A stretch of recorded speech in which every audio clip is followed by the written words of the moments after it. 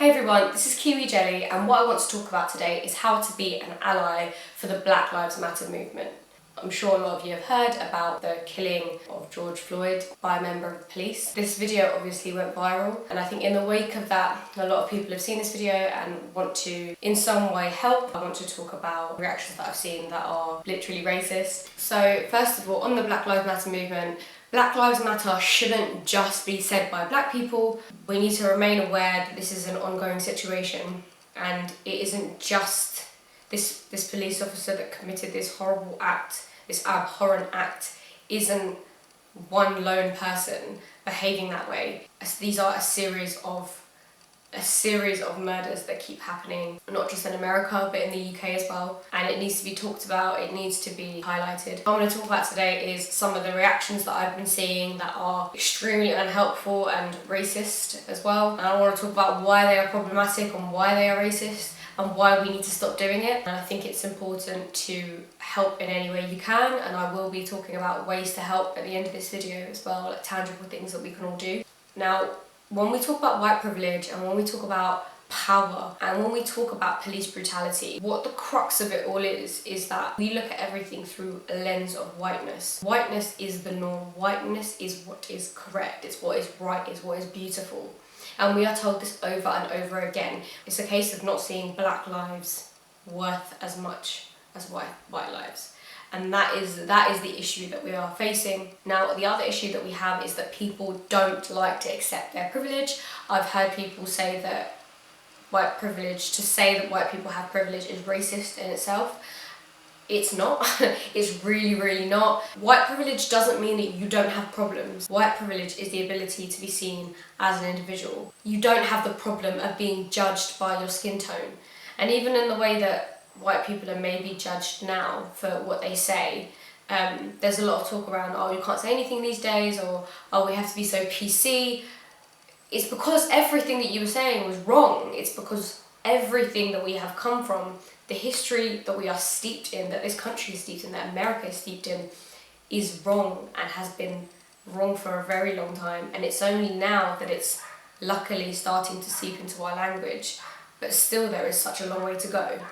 I usually mock racists. That's what I do. I think it's important to mock racists because if you mock someone, you undermine their authority. As a kid, I used to think that racists were stupid. I used to think that racists were ignorant. I got told to ignore them. Ignoring racists doesn't make them go away. Racism is a lot more insidious than we think. It's in the way that you are guilty until proven innocent.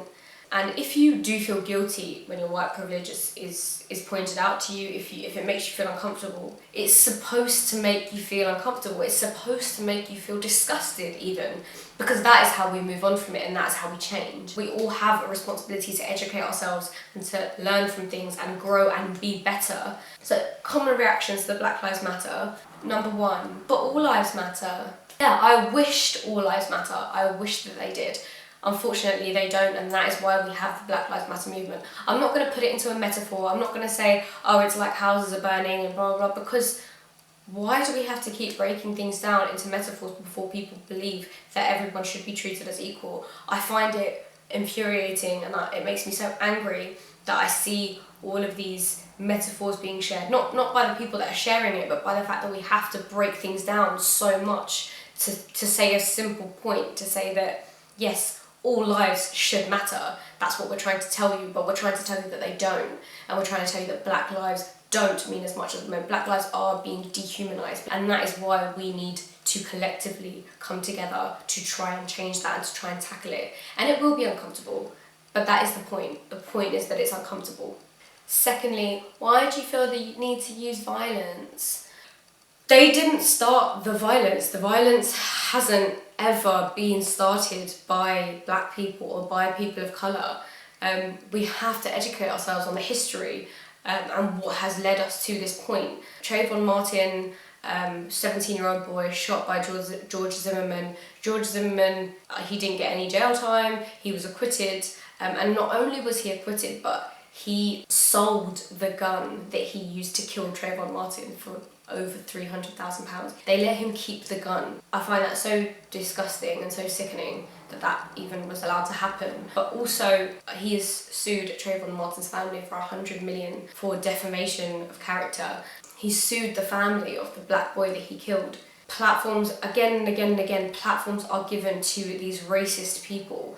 We have a paedophile, rapist, racist, egomaniac as the president of the United States of America. That speaks volume. White privilege is Donald Trump being able to do all of that and get away with it. Number 3, but what about the businesses? So I have been hearing stuff, people are getting upset about the businesses, and in my head I'm thinking, you care about business, you care about goods and items more than you care about people's lives and the fact that these people's lives don't matter. I'm just going to put up some actual posts from businesses. As we can see, a lot of these businesses are supporting the movement. At number 4, insert wrongly used Martin Luther King quote here. Yeah, Martin Luther King was peaceful and you still assassinated him. He wasn't loved and revered in his time. He was hated by a lot of people because he stood for something. We are coming to the point where to protest peacefully is a privilege. Number 5, wow, you're really generalizing about white people. To say that every single white person has privilege is not a generalization.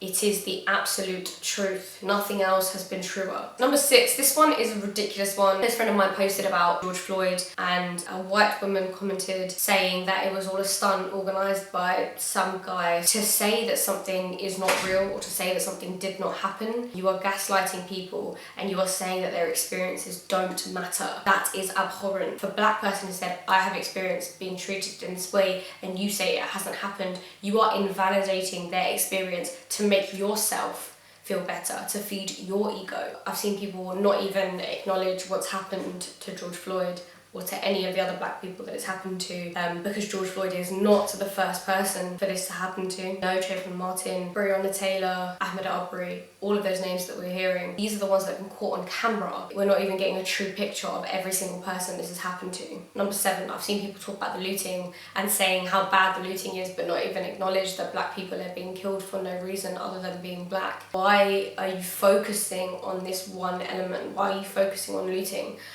Because it wasn't a problem when the West did that to the rest of the world.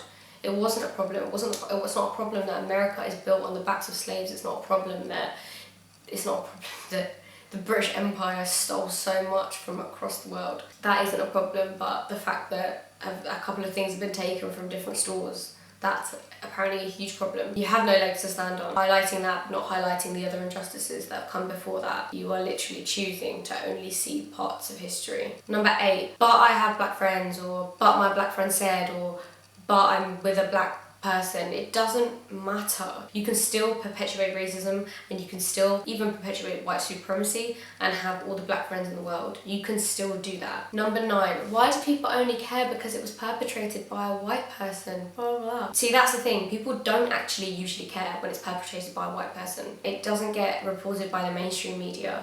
It has to come out in some way. It's been bubbling over for such a long time.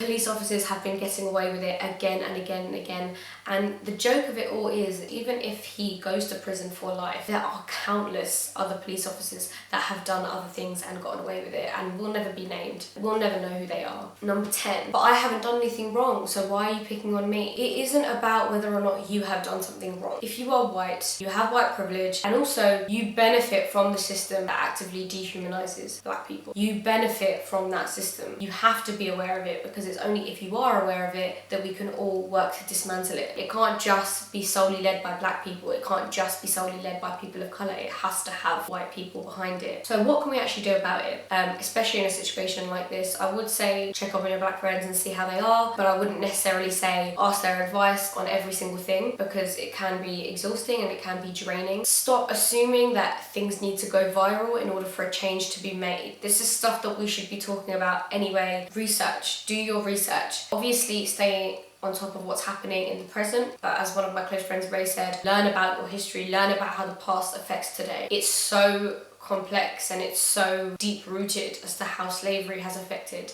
everything today and the dynamics of things today, and even things like colorism, such a crucial part of everything. The lighter you are and the fairer you are, the more acceptable you are to society. But it can only be dismantled and eradicated if we talk about it and if we acknowledge our privilege in that respect. We need to learn about the dynamics of racism and how systemic and institutionalized and deep-rooted it actually is. And it isn't just the police force that has racism in it, it is actually the entire justice system and then some. It's what the Western world is built on. It's built on post-colonialism, it's built on white supremacy, it's built on a patriarchy. These entire systems rely on people being complicit and not saying anything. People don't openly admit to being racist. People think that, oh, just because they haven't said the N-word or because they haven't told people to go back to their own country that they're not a racist. If you expect every single person of colour to justify their reasons for being, if you immediately blame the victim, you are a part of the problem. Those are racist ideologies and you need to confront them and you need to kill that racist ideology that exists within yourself. And I used to be quite patient with racists and think, oh, I really hope you change and I really hope you learn. But now,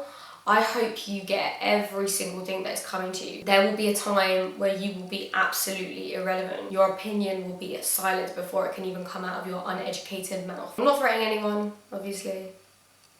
If you have racist friends and family, now is not the time to be polite. Challenge the people that you know don't have the same beliefs as you. So I know there are a lot of people that have been donating to the Minnesota Freedom Fund and also to George Floyd's family. There are other places that you can also donate to, which I'm going to put in the description below. I think beyond donations as well, I understand if you can't donate, that's absolutely understandable given everything that's happening. There are longer term solutions as well. This isn't just about this incident, this isn't just about the next 2 weeks or however long this is in the news for, or this is on our timelines for. This is for the foreseeable future. This is until we can actually see justice, and you know, we might not see that for another 50 years, and that means that we keep talking about it. That means we keep trying to implement positive change, whether that's volunteering or mentoring or running programs that create a deep-rooted positive change and challenging those opinions that are racist and that are filled to the brim with white supremacy. One of my really close friends, Soraya, created a really good reading list, and I am going to have a picture of it up here. Some of the books I've been reading actually are